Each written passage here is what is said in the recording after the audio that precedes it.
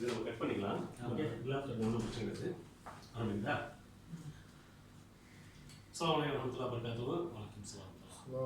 இன்றைய நிகழ்வு என்னன்னு சொன்னால், இங்கே கூடி மதுவால் ஏற்படும் தீமைகள், எப்படியெல்லாம் தீமைகள் மதுவால் தீமைகள் ஏற்படுது என்பதற்காக ஒரு சிறிய கருத்து அரங்கமும் போலவும் உரையாடலும் எதாலெல்லாம் பாதிக்கப்படுது என்று சொல்லி நம்மளுடைய 4 சகோதரர்கள் இங்கே இருக்கிறார்கள். அவர்கள் என்ன பண்ணுவார்கள், அவர்களுடைய இந்த மதுவால் எப்படியெல்லாம் தீமைகள் என்னென்ன பாதிப்பு வருது அப்படின்னு சொல்லி உங்கள் மத்தியில் வைப்பார்கள். அதற்காக நீடூர்லேருந்து நம்ம நஃபீஸ் அவர்கள், அதே போல் நம்முடைய ஷபீர் அவர்கள் மாயவரம் ஷபீர் அவர்கள் வந்திருக்காங்க. அதே போல் நம்ம ஆஷிக் அவர்கள் வந்திருக்காங்க.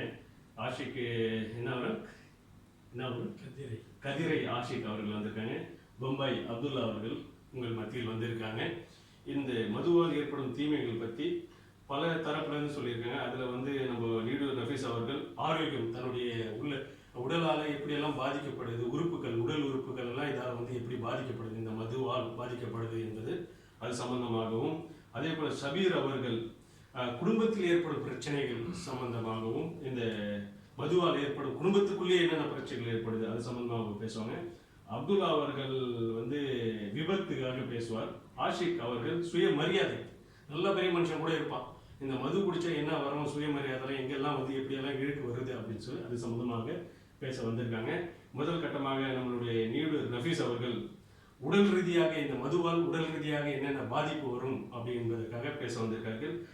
நஃபீஸ் அவர்களே, இந்த மது குடிச்சதுனால இப்போ கொரோனாவின் பாதிப்பு அதிகமாகி 40 நாளுக்கு மேலே இந்த தமிழக அரசு என்ன பண்ணுச்சு, உலகம் முழுவதாக இந்த மதுவால் ஏற்படும் கேடுகள் அப்படி இருந்தாலும் 40 நாள் இந்த மது தடுத்து இருந்தது. அது சம்பந்தமாக இந்த மதுவால் ஏற்படும் தீமைகள் என்ன, அது சம்பந்தமாக மக்களுக்கு விழிப்புணர்வு வண்ணமாக உங்களுடைய கருத்துக்களை பதிவீங்க. அதாவது மதுவை பொறுத்த வரைக்கும் பார்த்தீங்கன்னாக்கா, இன்னைக்கு நேற்று இருக்கக்கூடிய பிரச்சனை இல்லை, கிட்டத்தட்ட பல ஆண்டுகளாக இருக்கக்கூடிய பிரச்சனை. ஒரு நேரத்தில் ஒயின் ஷாப்ன்ட்டு ப்ரைவேட்டே கொடுத்து அதன் மூலிமா பல்வேறு பிரச்சனைகள் ஏற்படுத்திச்சு. அந்த பிரச்சனைகளாக மக்கள் மத்தியில் அந்த பிரச்சனை பேசப்பட்ட உடனே அதை அரசே ஏற்று நடத்தக்கூடிய ஒரு சூழ்நிலை. அதை டாஸ்மாக்குங்கிற பெயரில் நடத்துகிறாங்க. அது இதுக்கு இடைப்பட்ட காலகட்டத்தில் பார்த்தீங்கன்னாக்கா மது, அதாவது ஒயின் ஷாப் தடை செய்யப்பட்ட காலகட்டத்தில் எனக்கு தெரிஞ்சு ஒரு வருடம் 2 வருடம் இருக்கும்னு நினைக்கிறேன். இடையில கள்ளசாராயம் காட்சி கொடுக்க ஆரம்பித்தாங்க. அது மூலிமா பார்த்தீங்கன்னாக்கா பல கள்ளசாராயம் காட்சி, அது மூலிமா பல பேர் மரணிக்கக்கூடிய சூழ்நிலை வந்ததுக்கப்புறம் தான் அரசே எடுத்து நடத்தக்கூடிய சூழ்நிலை வந்தது. சரி, பார்த்தீங்கன்னாக்கா இப்போ மது யார் எடுத்து நடத்தினாலும் சரி, மது என்பது இருக்கக்கூடிய தீமைகளுக்கு முதல் படி அதான். எந்த அதாவது பிக் பேக்கெட் அடிக்கிறவனாக இருக்கட்டும், கொலை செய்யக்கூடியவனாக இருக்கட்டும், பொருளாதார ரீதியாக பிரச்சனையாக இருக்கட்டும், குடும்பவியலாக இருக்கட்டும், எல்லாத்துக்கும் காரணம் மது தான். மது தான் அதாவது பேதம் பிடிச்சு பித்து பிடிச்ச இடத்துல ஒரு சூழ்நிலையை உருவாக்குறது பார்த்து கொண்டு தான் இருக்கிறோம் நாம் தமிழகத்தில் இன்னைக்கு என்னென்ன நடந்தது. அதான் அப்படி இருக்கும்போது இந்த மதுவால் ஏற்படக்கூடிய அது சுயநலத்தால் குடிக்கிறாங்களே தவிர அவங்களுக்கு அவங்களுடைய உடல் ரீதியாக அவங்களுக்கு இருக்கக்கூடிய பிரச்சனையை உடல் ரீதியாக என்னென்ன பாதிப்பு வருது, இந்த மது குடிக்கிறதுனால உடல் ரீதியாக என்னென்ன பாதிப்பு வருது. மது குடிக்கிறதுனால என்ன பாதிப்புகள்னாக்கா, முதல்ல அவங்களுடைய நுரையீரல் பாதிக்கப்படுது. அது மதுவாக இருக்கட்டும், புகையிலையாக இருக்கட்டும், எதுவாக இருந்தாலும் நுரையீரல் பாதிக்கப்படுது. அதன் மூலமாக கல்லீரல் தொடர்ந்து கிட்னி வரைக்கும் வருது. அதோடைய உடல் ரீதியாக இருக்கக்கூடியதுனால கேன்சர் வரைக்கும் நிற்கிது. என்ன பணம் செல்வம் என்னமா இருந்தாலும் இந்த மது வரதுனால தன்னைத்தானே வருத்தி கொண்டு தானே மரணிக்கக்கூடிய ஒரு அவல நிலை தான் இந்த மதுவால் ஏற்படுது. உடல் ரீதியான பாதிப்பு, இதய கோளாறு, ஹார்ட் அட்டாக் எல்லாம் வர்றதெல்லாம் காரணம் இந்த மதுவாக இருக்குது என்று நீ சொல்றீங்க. ஆமாம், அப்படி குடிக்கும்போது அதற்கு இருக்கக்கூடிய மதுவை அருந்தக்கூடியவர்கள் உடல் ரீதியாக பாதிப்பு இருந்தாலும் அதை அருந்துவதற்காக சில பேர் சில பொருட்களை சைடிஸ்ன்னு சொல்லிக்கிட்டு வச்சு விற்பாங்க. அது என்ன மாதிரியான பொருட்களை அதை வச்சு விற்கிறாங்கன்னு தெரியாது. அதன் மூலியமாக உடல் பாதிப்புகள் உபாதைகள் நடக்குது. முக்கியமாக பார்த்தீங்கன்னா ஆரோக்கிய கோளாறுகள், அட்டாக் வரைக்கும், முக்கியமாக கண் பார்வை இழப்புனா மிகப்பெரிய ஒரு பாதிப்பு. அதுதான் நரம்பு தளர்ச்சிகள். ஆமாம், அந்த மாதிரியான பாதிப்புலாம் இருக்கு. நல்லா பார்க்கறது உடல் ஆரோக்கியமாக இருக்கிற மாதிரி பல்கா இருப்பாரு. ஆனா இவர் குடிச்சு உள்ள உள்ள இருக்க குடல் எல்லாம் அழுவி போயிருக்கும். தானே தன்னை காசு செலவு பண்ணி நானே தன் உடம்பை அழிக்கக்கூடிய ஒரு நிலையா இந்த மது இருக்கு. எந்த வகையிலும் மது வந்து ஒரு ஆரோக்கியமான ஒரு பானம் கிடையாது. ஆனால் சில டாக்டர்கள் குடிக்காரர்கள் என்ன சொல்கிறார்கள் என்று சொன்னால், மது வந்து மருத்துவர்களே வந்து மது குடிக்க சொல்றாங்களே அப்படின்னு எல்லாம் முட்டாள்தனமா சொல்றாங்க. அப்படின்னு பாத்தீங்கன்னா மது எந்த வகையிலும் உடலுக்கு ஆரோக்கியமானது அல்ல அப்படின்றது உங்களுடைய கருத்து. கரெக்டா வைக்கிறீங்க.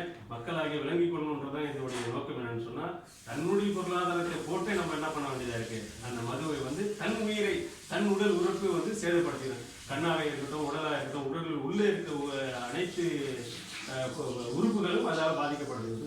ஆமாம். அதை தொடர்ந்து பார்த்தீங்கன்னாக்கா இப்போ இருக்கக்கூடிய பல பிரச்சனைகள் இருக்குது. அதாவது மருத்துவ குணங்கள்லாம் பார்த்தீங்கன்னாக்கா முழுக்க எந்த ஒரு மருத்துவ குணம் நிறைந்த ஒரு உணவையோ இல்லை அது லிக்விடையோ நம்ம சாப்பிடும்போது மது குடிக்கிறவங்களுக்கு அந்த இது செட்டே ஆகாது. மருந்து வந்து எடுப்படுறதே கிடையாது. ஏதோ ஒரு யதார்த்தமான ஒரு நோய் உங்களுக்கு வந்துருச்சு அப்படின்னு சொன்னால் அதை ட்ரீட்மெண்ட் பண்ண போனாலும் இந்த மது குடிச்சதுனால உங்களுக்கு என்ன ஆகுது இல்லை, அந்த ட்ரீட்மெண்ட்டை சரியாக ஃபாலோ பண்ண முடியாது. ட்ரீட்மெண்ட் இப்போ வந்து மருத்துவர் நினைச்சாலும் சரி அது உங்களால் உங்களுடைய உயிர் உறுப்புகளை வந்து காப்பாற்ற முடியாத ஒரு அவலநிலை இந்த மதுவால் ஏற்படுத்தும். அதே போல் இப்போ வைரஸ் நோய், இப்போ கொரோனா வைரஸ் வந்து மிகப்பெரிய ஒரு பாதிப்பை ஏற்படுத்தியிருக்கிற ஒரு காலகட்டத்தில் பார்த்தீங்கன்னாக்கா அதிகமாக பாதிக்கக்கூடியவங்க மது குடிப்பவர்களாக தான் இருக்குது. மதிப்பிரியர்கள் சொல்கிறாங்க. அதாவது மது குடிப்ப அதாவது குடிமகன் சொன்னாங்க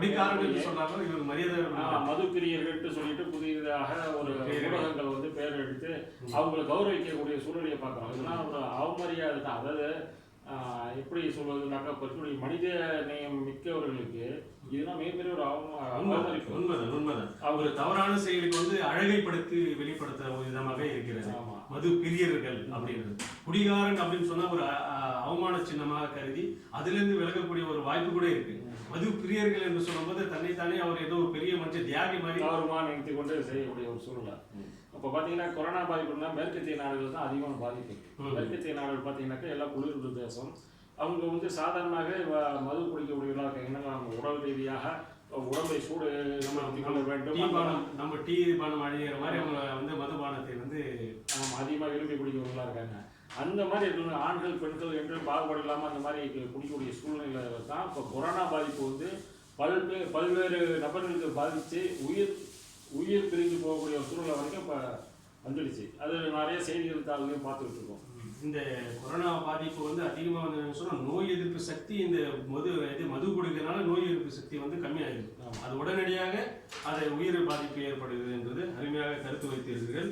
மதுவால் எந்த அளவுக்கு வந்து பாதிப்பு என்று சொன்னால் தன் உடல் அளவில் வந்து கொரோனா என்பது ஒரு பக்கம் இருந்தாலும் யதார்த்த காலத்திலையும் தன்னுடைய உறுப்புகளுக்கு உள்ளேக்குள்ளே வந்து சேதப்படுத்தி அது என்ன ஆகுது மிகப்பெரிய ஒரு அதுக்குள்ளே மறிக்கும் போது ஒரு ஏழ்மையாக இருந்தாலும் சரி பணக்காரனாக இருந்தாலும் சரி மருத்துவத்துக்கு பல கோடி ரூபா செலப்படக்கூடிய ஒரு அவலநிலை ஆகுது. ஏன் என்று சொன்னால் நீங்க அந்த 100-150 ரூபா குடிக்கக்கூடிய அந்த மதுவால் தன்னுடைய குடும்பத்தில் உள்ள தன்னைத்தானே வந்து வறுத்து கொண்டு தன் உடலை வந்து சேதப்படுத்தக்கூடிய ஒரு அவலநிலையா இருக்குன்றது வந்து நல்ல கருத்தாக வச்சு பொதுமக்களாகி இது விளங்கிக் கொள்ள வேண்டும் என்பதற்காக தான் இந்த கருத்தாக இருக்கும்.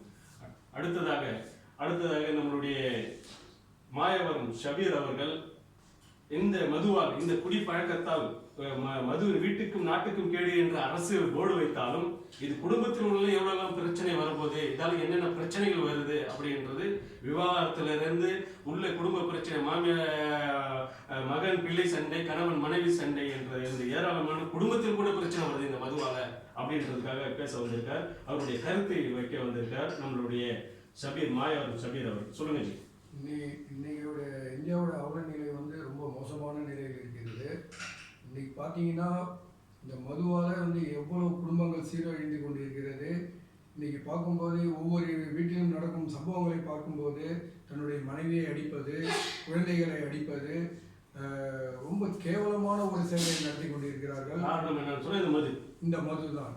ஏனென்றால் இந்த 41 நாள் இந்த ஊரடங்கு உத்தரவு பிறப்பித்து இந்த அரசாங்கத்தால் இந்த டாஸ்மாக் கடையை திறப்பதற்கு யார் அதிகாரம் கொடுத்தார், எதற்காக இவர்கள் திறந்தார்கள், இதெல்லாம் வந்து ஒரு மக்கள் மத்தியில் ஒரு பெரிய அச்சத்தை ஏற்படுத்தி விட்டது. குடும்பத்தில் உள்ள வந்து பெரிய குடும்பமாக உள்ளது.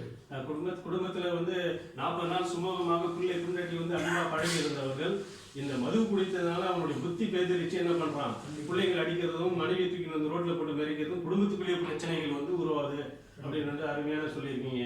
இன்னும் இதால வந்து ஒரு மது பிரியன் இன்னைக்கு சொல்றீங்களே, நாங்க அதை சொல்லல, மது பிரியன் சொல்லக்கூடிய ஒருவர் வந்து திருமணம் பண்ணிட்டு வந்ததால இவருடைய மது பழக்கம் இருக்கிறது தெரியாம நல்ல குடும்பத்திலேயே வந்து என்ன பண்ணுவாங்க அந்த குடும்பத்தில் யாருக்கும் அந்த பழக்கம் இருக்காது. பார்த்தா திடீர்னு வந்து நம்மளுடைய பெண் பிள்ளைகளை வந்து நம்ம திருமணம் பண்ணி கொடுத்ததுனால பார்த்தா கடைசியில் பார்த்தா அவன் ஒரு மதுப்பிரியனாக இருப்பான், மது குடிக்கிறவனா, அதனால வந்து ஒரு விவாகரத்து ஏற்படும். சரிதானே? அதே மாதிரி ஏராளமான பிரச்சனைகள். காரணம் என்னன்னு சொன்னா இவன் மது குடிக்கிறதுனால தான் ஏராளமான விபத்துகள், பிள்ளைகள் நடுத்தேர்வு கூட நிற்கக்கூடிய ஒரு அவல நிலை குடும்பத்துக்குள்ளே வருது என்று சொல்லி ஒரு கருத்து வச்சுக்கோங்க. அதே நேரத்தில் இன்னைக்கு பாருங்க, டைரக்டர் அமீர் கூட வந்து ரொம்ப வருத்தத்தோட பதிவு செஞ்சிருக்காரு. இந்த குடியால எவ்வளவு பிரச்சனைகள், மக்களை பாதுகாக்க வேண்டிய அரசாங்கமே வந்து இன்னைக்கு மதுக்கடையை திறந்து வைத்து அந்த மக்களை சீரழிப்பதற்காகவே இந்த அரசாங்கம் இருக்கிறதா என்பது ஒரு கேள்விக்குறியாக நம்ம நாட்டில் நடந்து கொண்டிருக்கிறது. நீங்க என்னென்ன முடிவுகள்லாம் கொரோனாக்காக எடுத்தீர்களோ அதையெல்லாம் காற்றில் தூக்கி வீசிவிட்டு இன்னைக்கு வந்து மதுவை தூக்கி பிடித்திருக்கிறார்கள் என்ற ஒரு அவல நிலை. கண்டிப்பாக அருமையா சொல்லியிருக்கீங்க. குடும்பத்திலே பிரச்சனை, இது மதுவால் வந்து நாட்டுக்கும் வீட்டுக்கும் கேடு என்பது போர்டு வைத்து விட்டு குடும்பத்துக்குள்ளே நம்ம ஏராளமான பாதிப்புகளும் இருக்கு என்பது வந்து நம்மளுடைய மாயவரம் ஷபீர் அவர்கள் அருமையா சொல்லியிருந்தார்கள். அடுத்ததாக நம்மளுடைய ஆஷிக் அலி அவர்கள், கதிரை ஆஷிக் அலி அவர்கள் வந்து இந்த மதுவால் வந்து சுய மரியாதை வந்து போகுது. சுய மரியாதை, ஒரு நல்ல குடும்பமா இருக்கும், அது ஒருவர் குடிக்கிறதுனால அவருடைய குடும்பத்தில் இருக்க எல்லாருக்கும் அசிங்கம் என்ற அடிப்படையில் சுயமரியாதை பத்தி இதால வந்து போதுன்னு சொல்லி நம்ம ஆஷிக் அலி அவர்கள் சொல்ல இருக்கிறார். சொல்லுங்க. நிச்சயமா இந்த மதுவால வந்து மரியாதையை வந்து சுத்தமா இழந்து போறோம். எந்த அளவுக்குன்னா இந்த ரோட்ல போற நாய் கூட நம்மளை மதிக்காத அளவுக்கு அந்த அளவுக்கு மக்கள் வந்து நம்ம ட்ரீட் பண்ணுவாங்க. காரணம் அந்த குடி தான். இந்த குடியை வந்து எந்த அளவுக்கு இவங்க செயல்படுத்துறாங்கன்னா, பெரிய பெரிய எம்என்சி கம்பெனிலாம் எடுத்துக்கிட்டீங்கன்னா ஒரு ஃபங்க்ஷன் நடத்தக்குள்ளே இது ஒரு விழா மாதிரி கொண்டாடி ட்ரீட் பண்றாங்க. இது ஒரு பெரிய ஒரு ஏதாவது ஒரு கலாச்சாரம் வந்து இது ஒரு நல்ல ஒரு என்னன்னு சொன்னா இவங்க வந்து இது குடித்தால்தான் பெரிய ஒரு அந்தஸ்து கிடைக்கிற மாதிரி நினைத்து கொண்டு இருக்கிறார்கள். அதே வந்து அந்த ஒரு எம்என்சி கம்பெனிலாம் இருக்கக்குள்ள அந்த குடிக்கிறாங்கல்ல, நம்ம வெளியே பிடிக்காது வேணாம்னு சொன்னா கூட நம்மள ஒரு கேவலமா பார்க்குறாங்க. குடித்தால் ஒரு உண்மை என்றாலும் குடிக்காவிட்டால் அது ஒரு குடிச்சாதான் பெரிய பிரச்சனை வர்றங்கிறது அவங்களுக்கு தெரியாம வேணாம்னு சொன்னா கூட ஒரு நம்மள ஒரு கேவலமா ஒரு கீழ்த்தனமா பார்க்கறாங்க. அந்த மாதிரி சூழ்நிலைலாம் மக்கள் ஏற்படுத்துறாங்க. ஒரு குடும்பத்துல கூட எப்படி சொல்லக்கூட ஒரு குடும்பத்துல கூட யாருக்கும் ஒரு பழக்கம் இருக்காது. நல்ல குடும்பம், நல்ல பண்புள்ள குடும்பமா இருக்கும். ஆனா அந்த குடும்பத்து தலைவன் ஒருவன் ஒரு குடிமகனா குடிகாரனா இருந்தா அடே நீ சரி அவங்க அப்படி குடிக்கிறான், குடும்பத்திலே குடிக்கிறான் அப்படின்ற ஒரு அவமரியாதை கூட ஏற்படுத்தி கொடுக்குது. கண்டிப்பா அந்த இளமையில கூட இளம வயசுல கூட குடிச்சிட்டு ஒரு ஸ்டேஜ் வரக்குள்ள மேரேஜோ ஒரு எம்என்சி கம்பெனில வேலை பார்க்க அந்த மாதிரி ஸ்டேஜ் வரக்குள்ள இவனை குடிக்கிறாங்க, இவங்க நம்ம செஞ்சுலாம் இவங்க கொண்டு கொடுத்தீங்க அடுத்து கம்பெனி லாஸ் ஆயிடுமே, அந்த மாதிரி சூழ்நிலைலாம் உருவாயிருக்கு. அதனால அவமரியாதை இதுல இருந்து எந்த குடிகார ஒரு பழக்கம் இருக்கிறதுனால எந்த விதத்திலையும் அவனுக்கு வந்து நன்மை கிடையாது. பர்சனல் லைஃப் இளமையில செய்யக்கூடியது வந்து முதுமையில் அவனுக்கு திருமணம் செய்யும் போதோ அல்லது ஒரு நல்ல ஒரு ஜாப்புக்கு போகும்போது இது ஒரு இடையூறாக இருக்கிறது. எனக்கு நம்பி எப்படி அவனுக்கு பொண்ணு கொடுக்கறது அப்படின்றது மாதிரியும், அதே போல வந்து குடும்பம் நல்லா இருந்தாலும் குடும்பத்துடைய தலைவர்கள்லாம் இருந்தாலும் அந்த குடும்பத்தில் உள்ள ஒரு பிள்ளை ஒரு குடிகாரனா மாறினா அந்த ஒட்டுமொத்த குடும்பத்துக்கே ஒரு அழகா இருக்கு. நாட்டில் வந்து பஞ்சாயத்துல ஒரு தலைவரா இருப்பாரு, நல்ல மதிப்புக்குரியதா இருப்பாரு. ஆனா அவங்க குடும்பத்துல அந்த மாதிரி ஒரு குடிகாரனா இருந்தால் என்ன ஆகுது, அந்த குடும்பமே வந்து ஒரு தலைகுண்டியா ஒரு ஏற்படும். அப்ப இந்த பேரில்லாம போயிடுது. அவங்க அத்தா அம்மாவுக்குள்ள ஒரு அந்தஸ்து இருந்துச்சு, பையன் குடிகாரனா இருந்துச்சுன்னா அந்த வீட்டுக்குள்ள மரியாதை போயிடுது. ஏங்க போனுங்கிற மாதிரி ஒரு குடிகாரம் பிள்ளைங்க ஏன்னா நீங்க சவகாசம் வச்சிருக்கேன் அப்படின்னு சொல்லி மற்றவருக்கும் இலக்கா இருக்கு. நமக்கு தெரியாம கூட போயிருந்தோம் சில விஷயத்துல. நல்லா அருமையா சொல்றாங்க. இதனால வந்து சுயமரியாதைக்கு வந்து இழக்கு. நல்லா கௌரவமா இருந்தாலும் ஒருவர் அந்த குடும்பத்தில் மதுபானம் மறைந்து இருந்தால் சொன்னா, இந்த குடிப்பழக்கம் இருந்து சொன்னா அந்த குடும்பத்துக்கு அசிங்கம், அந்த குடும்பத்தில் இருக்க ஒருவர் நபருக்கும் அசிங்கம். குடும்ப தலைவர் செய்தாலும் சரி, பிள்ளைகள் செய்தாலும் சரி, யார் செய்தாலும் அந்த குடிப்பழக்கத்தில் இருக்கும்போது என்ன ஆகுது, ஒரு அவமரியாதை ஏற்படுகிறது என்று அழகாக நம்ம ஆஷிக் அலி அவர்கள் சொல்லியிருக்கிறார்கள். அடுத்ததாக நம்மளுடைய அப்துல்லா அவர்கள், மும்பாய் அப்துல்லா அவர்கள், தமிழ் கொஞ்சம் தடுமாற்றமாக இருந்தாலும் அவருக்கு தெரிந்த தமிழ், அழகான தமிழ் அவர் வந்து இன்ஷால்லா இந்த மதுவால் வந்து விபத்துகள் தான் அதிகமாகிறது அப்படின்னு சொல்ல வரீங்க. எப்படிப்பட்ட விபத்துக்கள்லாம் வருது அப்படின்னு சொல்லி உங்களுக்கு? இப்போ நார்மலா இப்போ ட்ரிங்க் பண்ணிட்டு நடக்கிற ஆக்சிடென்ட்ஸ் என்னன்னா, இப்போ ட்ரிங்க் பண்றவங்க என்னன்னா ஒரு கிளாஸ் 2 கிளாஸ் குடிச்சா கூட அவங்க என்ன நினைப்பாங்க, 2 கிளாஸ் தானே குடிச்சேன், நான் நார்மலா நல்லா தான் இருக்கிறேன் அப்படின்னு நினைச்சு டிரைவ் பண்ணுவாங்க, அதாவது வண்டி ஓட்டுவாங்க. நார்மலா ட்ரிங்க் பண்றதுனால என்னன்னா அவங்க மைண்ட் வந்து அவங்க கண்ட்ரோல்ல இருக்காது ஃபர்ஸ்ட் ஆஃப் ஆல். அதுக்கப்புறம் என்னன்னா அவங்களால சரியா பார்க்கவும் முடியாது. இருந்தாலும் அவங்களுக்குள்ள ஒரு கான்ஃபிடென்ட் என்னன்னா, இல்ல நான் கொஞ்சமா தான் குடிச்சிருக்கேன், என்னால நல்லா டிரைவ் பண்ண முடியும் அப்படின்னு சொல்லிட்டு நல்லா டிரைவ் பண்றவங்க கூட இந்த மது குடிச்சாலும் இந்த சாராயம் இந்த சரக்கு குடிச்சாலும் என்ன பண்றான், அவன் கண்டிப்பா மது வந்து அவங்களே அறியாம அவங்க வந்து ஓவர் ஸ்பீடா போறது இல்ல. அதுவும் இல்லாம நல்லா அதாவது நார்மலா ஒருத்தவங்க நல்லா வண்டி ஓட்டிட்டு போறவங்கள கூட இவங்களால அவங்களுக்கும் பாதிப்பு வரும். வெளியில யாரும் வந்து நல்ல ஓட்டிட்டு போவாங்க, இவங்க குடிச்சதுனால என்ன பண்ண அவன் மேல விபத்துல. இன்னைக்கு உலகத்திலே அதிகமான விபத்துகள் காரணம் என்னவென்று சொன்னால் மது ஒரு காரணமாக. கண்டிப்பா. அதனால வந்து அதுவும் குறிப்பா என்ன சொன்னா, ஒரு காலம் இருந்தது ஏதோ ஆண்கள் தான் குடிச்சாரு, பெண்கள் கூட குடிக்கக்கூடிய ஒரு மிகப்பெரிய அவல நிலை. அதை அடைந்து கொண்டு என்ன பண்றாங்க, விபத்துக்களுக்கு முக்கியமான காரணமே ஒரு இந்த இதுதான் இருக்கு என்பது வந்து மிக தெளிவா சொல்றேன். அதுவும் இல்லாம இப்ப கவர்மெண்டே அதாவது ரூல்ஸ் என்ன போட்டுருக்குன்னா ட்ரிங்க் பண்ணிட்டு வண்டி ஓட்டக்கூடாதுன்னு, அதை மீறியும் அதை ட்ரிங்க் பண்ணி இதுதான் ஒரு அவல நிலை. அரசாங்கமே சொல்லுது நீ குடிச்சிட்டு வண்டி ஓட்டாத அப்படின்னு சொல்லுது, ஆனா அதே அரசு என்ன பண்ணுது, குடியும் கூட சொல்லுது. ஒரே கன்ஃபியூஷனா இருக்கு.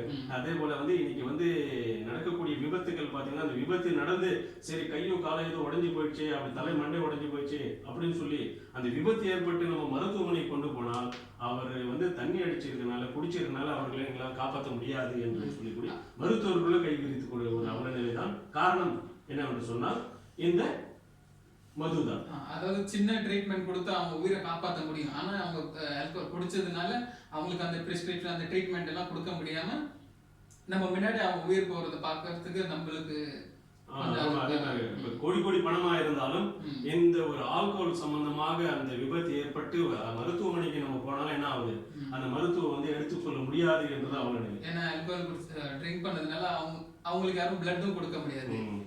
இன்னைக்கு ஏராளமான விபத்துகள் நல்ல நாமளே போயிருந்தாலும் குடிச்சிட்டு வந்து விபத்து நடக்கிறது காரணமே முக்கிய காரணம் இந்த ஆல்கோஹால் தான். ஏன் என்று சொன்னால் அவனுடைய சிறிய அந்த அறிவு வந்து வேலை செய்யாம மழங்கி போயிட்டு என்ன பார்க்கறோம், அவனே முடிந்தாலும் அவனுடைய வாகனம் எடுக்க முடியாத அளவு அவல நிலை தான் இருக்கு.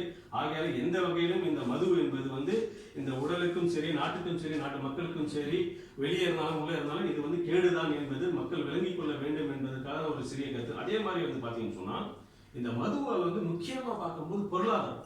இன்றைக்கு அரசு என்ன சொல்லுது அப்படின்னு சொன்னால், எங்களுடைய பொருளாதாரத்தை இதுக்காக தான் நாங்கள் என்ன பண்றோம், இந்த மதுவை விற்கிறோம் அப்படின்னு சொல்லி ஒரு நாளைக்கு 80 கோடியிலேருந்து 100 கோடி வரைக்கும் வருமானம் வருது அப்படின்னு சொல்லி ஒரு அலட்சிய போக்கு மாதிரி என்ன பண்ணது இந்த அரசு வந்து பொருளாதாரத்தை முன்படுத்தி தான் இந்த தமிழக அரசு இருந்தாலும் சரி, இந்திய அரசு இருந்தாலும் சரி, மதுபானத்தில் தான் இயங்குது என்ற ஒரு நிலையை நினைக்கும் போது மிக வந்து வருத்தமா இருக்கு. இது ஒரு தனிநபருடைய வருமானமும் போகுது. பார்த்தோம் இன்னைக்கு எவரோ வந்து 40 நாள் ஊடகம் உத்தரவு இருந்தது. அந்த மக்கள் நடுத்தர மக்களும் ஏழை மக்களும் சொல்லக்கூடிய விஷயம் என்ன தெரியுமா, கஞ்சு கூழு நாங்க ஏதாவது குடிச்சுன்னு இருந்தாங்க, அதையும் இன்னைக்கு இல்லாம ஆயிடுச்சு. இந்த குடியை இந்த மதுபான கடைகள் ஓபன் செய்து என்ன பண்ண தெரிந்து இந்த மாதிரி பண்ணிடுச்சு அப்படின்னு சொல்லி வீட்டுல இருக்க சக்கரை இருக்க பணமோ இல்ல காதுல பிள்ளைங்க அண்ணா கவரில இருந்து காது தோடுகள் எல்லாம் கொண்டு போயிட்டு வித்துருவாங்களோ, உடனடியாக இந்த மருந்த என்ன பண்ணுங்க மதுக்கடை வந்து அடைங்க அப்படின்னு சொல்லி ஏராளமான பெண்கள் தான் இன்னைக்கு கதறி அழுவதை பார்க்கணும். அது இந்த மாதிரி அரசு இந்த கொரோனாக்காக எப்படியெல்லாம் வந்து பொருளாதாரம் வந்து செம்மைப்படுத்தி அந்த மருத்துவத்தை செம்மைப்படுத்துகிறது, இன்னைக்கு என்ன பற்றி எல்லாம் ஒரு கேள்விக்குறியாச்சு, காத்துல பறக்க விட்ட ஒரு அவல நிலை தான். அதுக்காக வந்து இது வந்து என்ன பண்ணணும், எந்த விதத்திலையும் மருத்துவம் வந்து இந்த இது என்னது மது வந்து சாத்தியமில்லை என்பதுதான் எங்களுடைய மேலுமே இருக்கு. அதே போல பாத்தீங்கன்னா இன்றைக்கு வந்து பள்ளிக்கூடத்துல வந்து இந்த டோக்கன் கொடுக்கக்கூடிய ஒரு அவல நிலை பாருங்க. கல்வி கற்கிற இடத்துக்கு கூட என்ன பண்றாங்க இவர்கள் இந்த டோக்கன் வந்து மதுவுக்காக டோக்கன் விநியோகக்கூடிய பண்ணக்கூடிய இருக்கு. அதே மாதிரி வந்து அரங்கநல்லூர்ல வந்து இன்னைக்கு வந்து தீக்குளிப்பு, இந்த பெண்கள் ஏன்னு சொன்னா இந்த மது வேணாம் அப்படின்னு சொல்லி தீக்குளித்து இருக்கிறார்கள். அப்போ இதெல்லாம் பார்க்கும்போது மிக வேதனையா இருக்கு. 40 நாள் நல்லா இருந்த மக்களை அரசே போயிட்டு நீ சாவு, கொரோனால சாவுறதோட நீ மது குடிச்சு சாப்பிடா அப்படின்னு தள்ளிவிட்ட மாதிரி தான் இன்றைய நிலைமையா இருக்கு. அதே மாதிரி பண்ணணும்னு சொன்னா வருவாய் இதுக்கான பொருளாதாரம் வந்து தனிநபர் ஒருவர் வந்து 500 ரூபா 600 ரூபா சம்பாதிக்கிறார் என்று சொன்னால் அவருடைய முழுக்க பணம் என்ன பார்த்தீங்கன்னா ஒரு 75% பணம் பொருளாதாரம் போயிட்டு மதுவில் போடுது.